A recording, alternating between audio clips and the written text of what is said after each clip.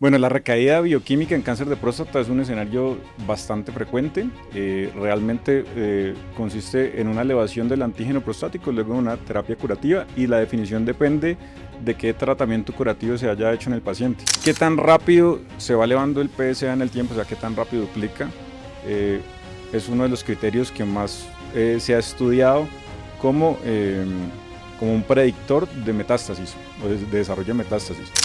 Digamos que por fortuna los estudios nos han mostrado de que así como nos estamos gastando las herramientas, digamos, que teníamos inicialmente en resistencia a la castración, luego en enfermedad monosensible, ahora en recaída bioquímica, pues también van apareciendo nuevas herramientas en fases más avanzadas de la enfermedad. En general, con antígenos por arriba de 0,2, que sería cuando uno puede pedir el PET, porque es cuando el paciente está en recaída, entre 0,2 y 0,3, los estudios coinciden en que es alrededor del 30 al 40% de la sensibilidad del PET.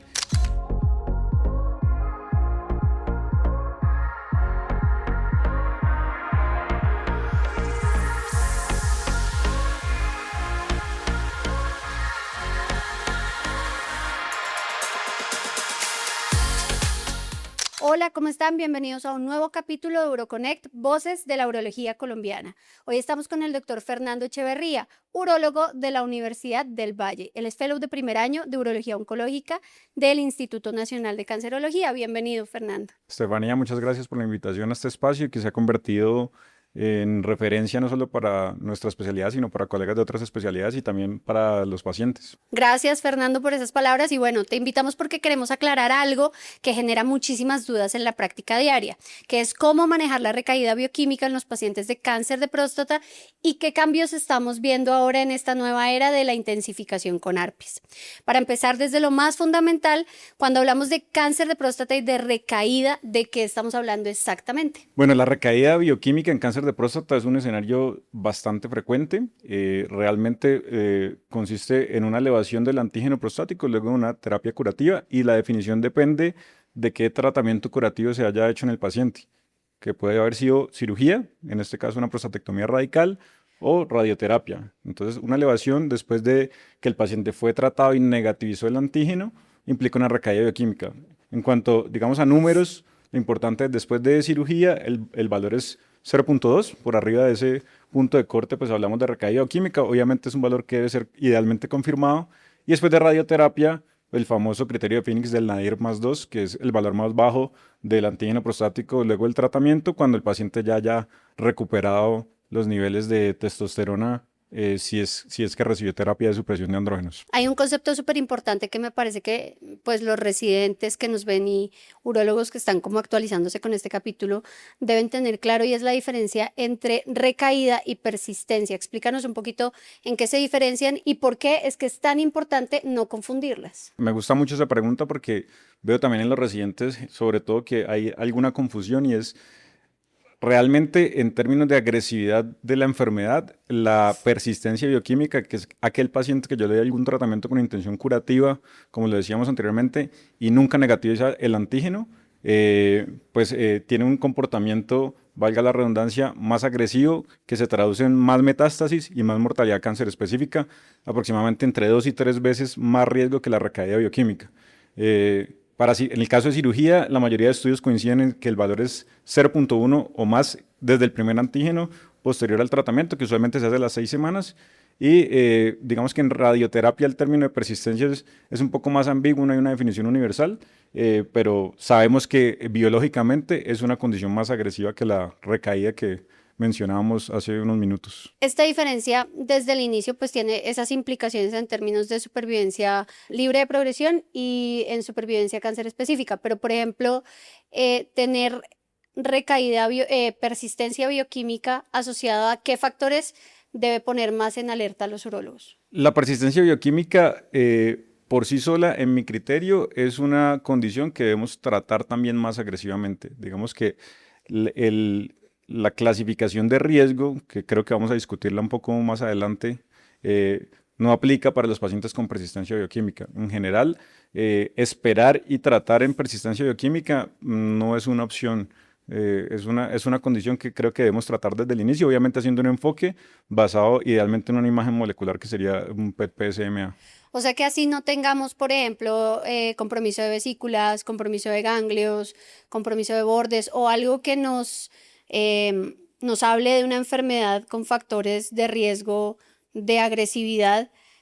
Si tenemos persistencia, debemos tratarla de forma inmediata. Yo creo que sí.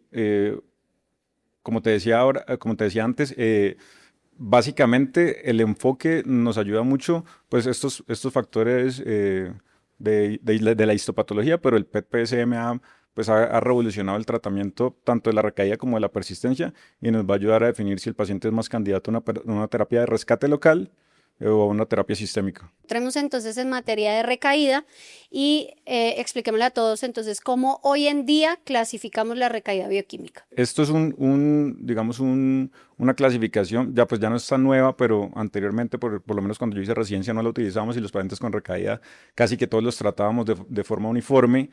Al día de hoy sabemos que hay algunos datos que nos apoyan más a clasificar un riesgo alto o un riesgo bajo en la recaída. ¿Riesgo de qué? Básicamente de que el paciente desarrolle metástasis en los siguientes años. Entonces, los factores que más influyen para esta clasificación son el tiempo de duplicación del antígeno prostático, el intervalo de tiempo a la recaída, que aplica tanto para la cirugía como para la radioterapia, pero ha sido más validado en pacientes tratados con radioterapia, y la diferenciación histológica, que es el grado, grupo y sub. En general, pacientes con tiempo de duplicación corto, que ¿Corto aquí, es cuánto? aquí digamos que no hay un criterio uniforme. La Asociación Europea de Urología dice que menos de 12 meses, pero hay estudios, digamos, en la era de ARPIS que nos hablan de 9 meses algunos, otros estudios como ARASTEP, que está en curso, nos habla de 12 meses también. Menos de ese tiempo es un alto riesgo. Y cuanto menor sea el tiempo, el riesgo es mucho mayor. Okay. Para el caso del intervalo de la recaída, el valor que más hemos utilizado es de 18 meses, o sea, los pacientes que recaen más rápido, sabemos que tienen más riesgo de desarrollar enfermedad metastásica rápidamente. Y para la diferenciación histológica, grados grupos 4 en adelante son los pacientes que tenemos que clasificar como de alto riesgo. Si cumple cualquiera de esos criterios, ya automáticamente entra en la clasificación, no tienen que ser los tres necesariamente. Explícanos un poquito por qué la duplicación del PSA es uno de los factores más determinantes en este caso. Digamos, qué tan rápido se va elevando el PSA en el tiempo, o sea, qué tan rápido duplica, es uno de los criterios que más se ha estudiado como un predictor de metástasis o de desarrollo de metástasis. Y como te decía antes, sobre todo después de cirugía, es probablemente el más importante porque nos va a decir que el paciente que está progresando, que está elevando su antígeno más rápidamente con tiempos de duplicaciones cortos, pues va a tener más riesgo de metástasis durante el seguimiento. También se utiliza dentro de los estudios nuevos en pacientes tratados con radioterapia, pero generalmente su validación inicial fue más en pacientes tratados con cirugía. Entonces, para decir que un paciente es de alto riesgo, debo tener tiempo de duplicación corto y en términos generales un Gleason alto. Un Gleason alto y un intervalo a la recaída también corto, o sea, de menos de 18 meses en general. Bueno, en algún momento ahorita mencionaste la importancia del PET en este escenario y pues hay estudios en los que ya se está clasificando a los pacientes en recaída con PET. Explícanos un poquito cómo ha cambiado esta imagen molecular, la forma en que ahora enfrentamos y diagnosticamos la recaída bioquímica. Bueno, yo en eso me declaro como un fan del PET, ¿sí? Es una herramienta que considero que es bastante útil y sabemos, pues tú lo sabes muy bien, que el escenario donde el PET está más estudiado probablemente es en la recurrencia bioquímica, y es importante porque es una imagen que nos muestra, en la mayoría de los casos, cuando está bien indicada, dónde está justamente la enfermedad. Con ARASTEP, que es un estudio que está en curso, que pues todavía no tenemos resultados, que los tendremos probablemente en un tiempo, pues la novedad es que permite clasificar los pacientes basados en el riesgo que mencionábamos antes, que en este caso es menos de 12 meses, y en la imagen molecular, que no lo teníamos con los estudios de ARPIS que tenemos hasta ahora en recaída bioquímica, que los clasificaban con imágenes convencionales. Entonces vamos a probablemente detectar pacientes con un alto riesgo de desarrollar metástasis, pero muy tempranamente, a tal punto que intervenirlos de forma sistémica por un periodo de tiempo que en este caso serían 24 meses, nos va a decir si eso impacta positivamente los desenlaces oncológicos. No, y también yo pienso que clasificarlos correctamente por imágenes y saber si de verdad sí es una recaída no metastásica, pues tiene que sí o sí cambiar el Sí, curso de la enfermedad. sí, seguramente con Arastep sabremos si el impacto se da en pacientes que tengan hipercaptación en el PET, en la pelvis o en el lecho donde estaba la próstata, o por fuera de ella, porque también incluye pacientes que tengan por lo menos un sitio de captación y sabremos probablemente si funcionan ambos sitios o es mejor para alguno de ellos. Bueno, y siguiendo con el cuento del PET, entonces hoy en día todos los pacientes en recaída deberían sí o sí tener un PET. Yo creo que absolutamente sí, excepto si hacer ese PET no me va a cambiar la conducta. Ahí tenemos un escenario difícil y es que sabemos que los pacientes en recaída local hay que idealmente tratarlos de rescatar tempranamente, o sea, con antígenos por debajo de 0,5. Hay quienes dicen con digamos, cierta certeza que el PET-PSMA en pacientes por debajo de 0,5 pues tiene una baja sensibilidad. Pero esos pacientes, si tienen una recaída local, probablemente sean los que más se beneficien de dar un tratamiento de rescate. Entonces, yo sí creo que la mayoría de pacientes deberían tener un PET en recaída bioquímica. Con estos estudios de los que estamos hablando de intensificar con ARPI en recaída, si yo tengo un paciente que tiene una recaída de alto riesgo, pero tengo un PET negativo que me dice que este paciente no tiene enfermedad sistémica, así el paciente tenga alto riesgo, yo podría no intensificarlo o tú sí lo intensificas así tenga un PET negativo. Bueno, eso es algo que también he tenido la oportunidad de discutir con colegas y residentes y es que genera algo de confusión el tema de la terapia sistémica con el ADT y el ARPI y la terapia de rescate local, ¿sí? En general, para mí lo uno no compite con lo otro. O sea, si yo tengo un paciente con una recaída bioquímica, sobre todo de alto riesgo, y un PET negativo, pero ese paciente es candidato a una terapia de rescate local, yo se la tengo que ofrecer, ¿sí? Y ese paciente no iría a la intensificación con ARPI. Si por el contrario el paciente ya recibió la terapia de rescate local y está, digamos, en una nueva recaída, o si no es candidato a una terapia de rescate local por cualquier razón, pues yo sí debería ofrecerle la intensificación con el ARPI de acuerdo a los estudios que tenemos disponibles a la fecha. Ahorita tú mencionaste que la probabilidad de tener un PET positivo con un PSA menor a 0,5 era baja. ¿Por qué?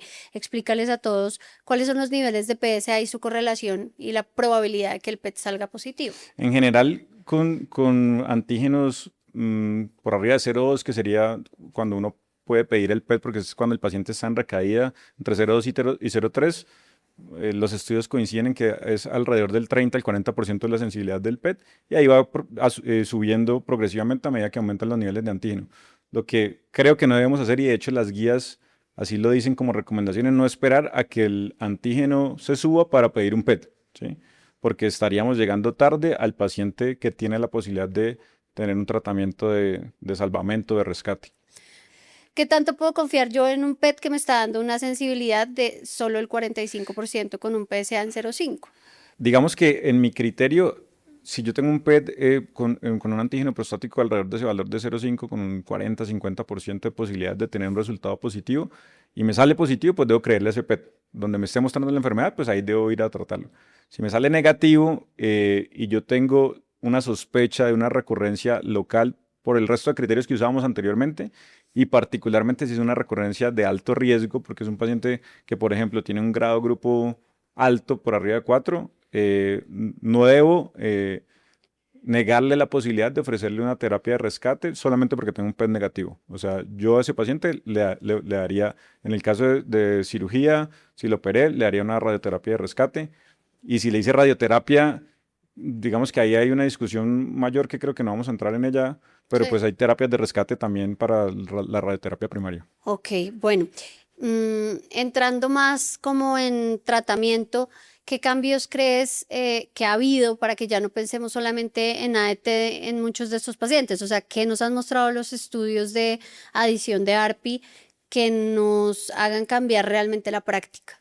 Bueno, esa es una pregunta muy pertinente en este escenario porque hasta hace probablemente unos 5 o 6 años no teníamos pues no teníamos estudios que nos mostrara que hubiera que hacer algo distinto a poner ADT, que era lo que hacíamos, como lo mencionamos al inicio.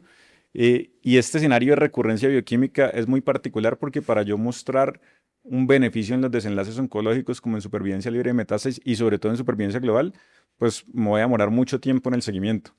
En general, un paciente con recurrencia bioquímica más o menos se estima que va a tener metástasis cuando es de alto riesgo de 8 a 10 años y a impactar su supervivencia específica por cáncer más o menos unos 4 o 5 años más. O sea que mostrar resultados ahí es bastante difícil.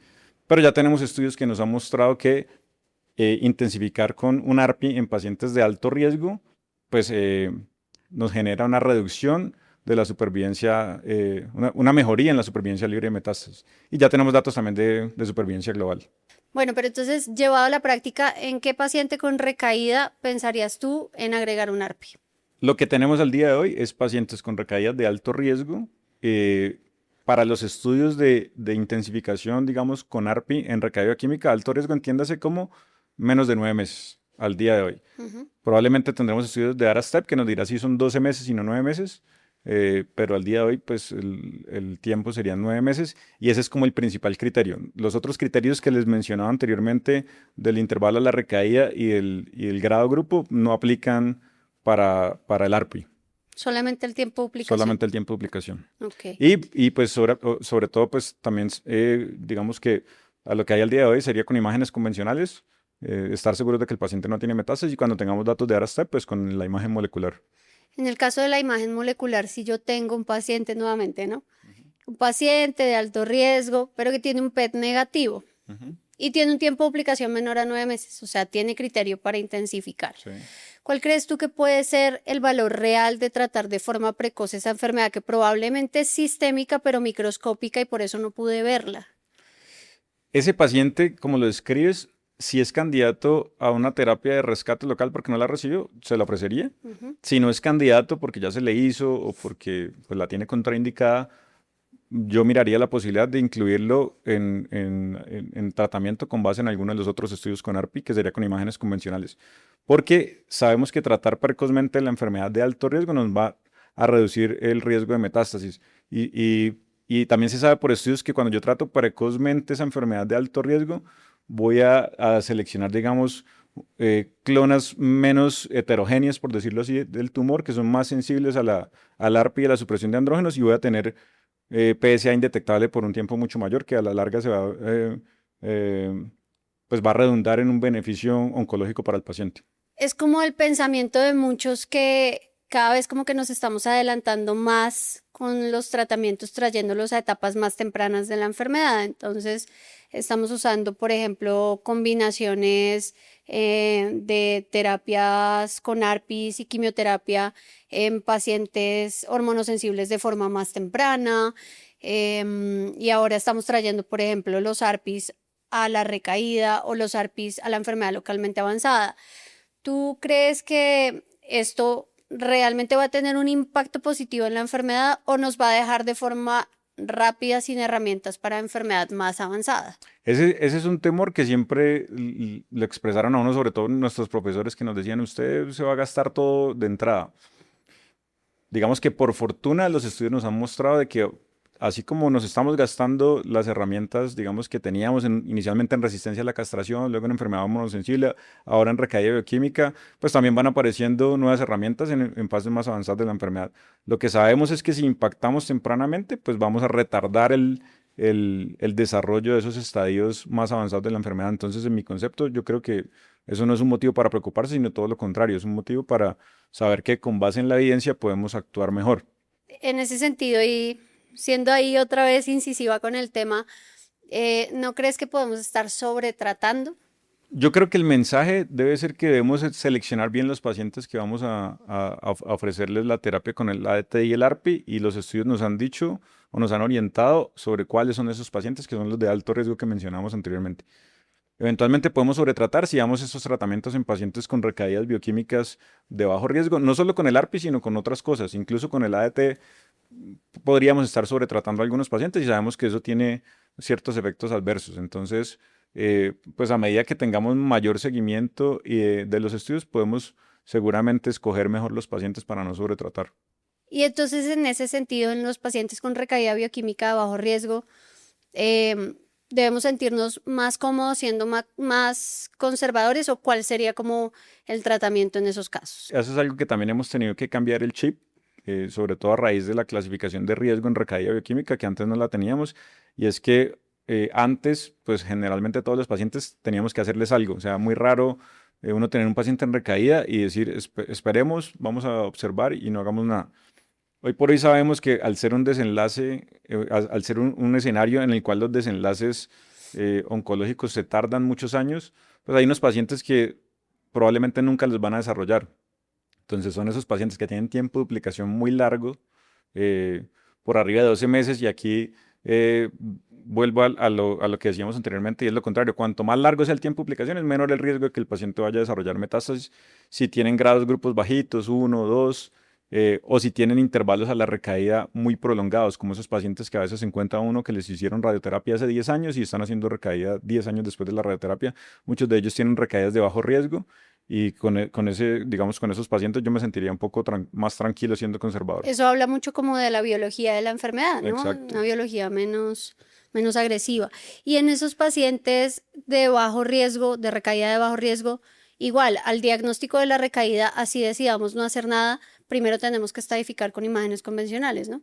Yo creo que sí, porque en la recaída de bajo riesgo, si bien sabemos que probablemente no se benefician de la intensificación con el ARPI precoz, para ofrecer la terapia de rescate local, pues no tenemos unos datos tan claros. Yo por lo menos en mi práctica creo que a un paciente con recaída de bajo riesgo, y que tenga una imagen molecular positiva, por ejemplo, en el lecho, le daría la opción de ofrecerle un tratamiento de rescate local.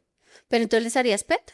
Eh, sí, yo sí, pero entiendo que hay algunos que lo puedan discutir.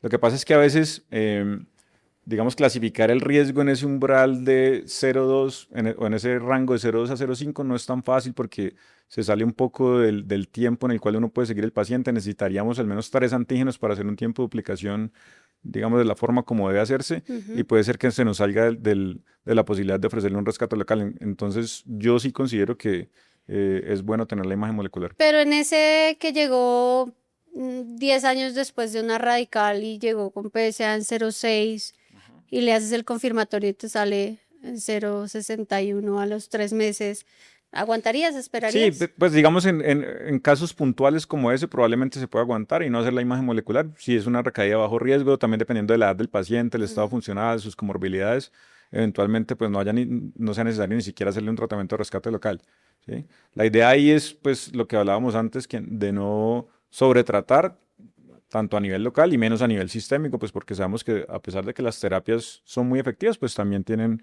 ciertos efectos adversos que pues si los podemos evitar es mucho mejor. Y hablando de esos efectos adversos, ¿qué opinas tú de la intermitencia de la ADT ahora que tenemos ARPIs? Porque los estudios nos muestran que podemos suspender la ADT y continuar el ARPI para disminuir los efectos adversos de la ADT. ¿Qué opinas de eso? Pues los datos que tenemos de la intermitencia, en enfermedad hormonosensible en la era de los ARPIs y en recurrencia bioquímica, pues no son tan robustos.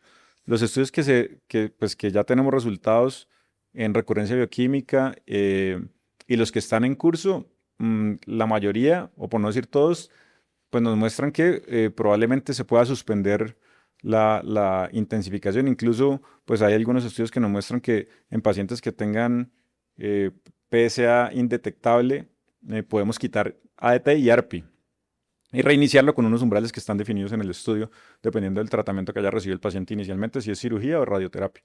Eh, pero al día de hoy, digamos que no es un estándar, la de intensificación.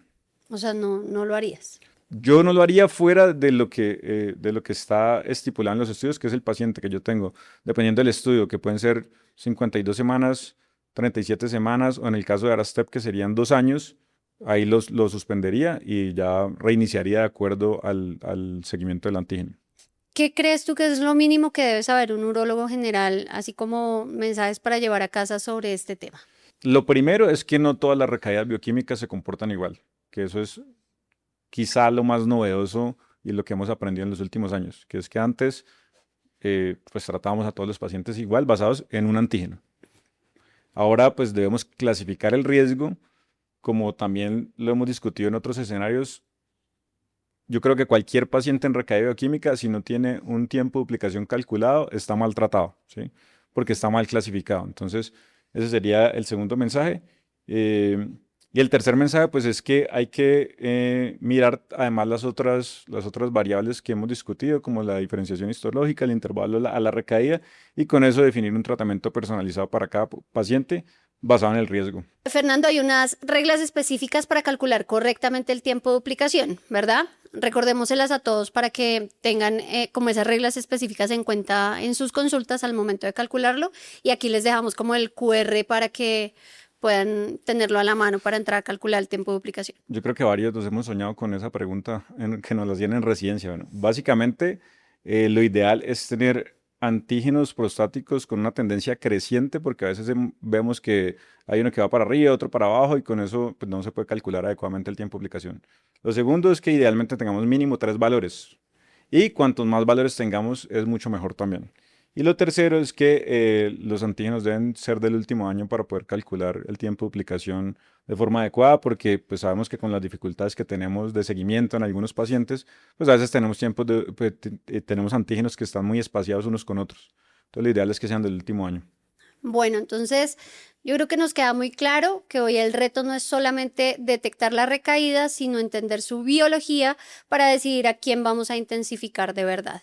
Muchas gracias, doctor Fernando, por venir, por enseñarnos, por siempre estar disponible para la Sociedad Colombiana de Urología, que es la casa de todos. Nos vemos en un próximo capítulo. Muchas gracias. Gracias a ti por la invitación. Bueno, chao.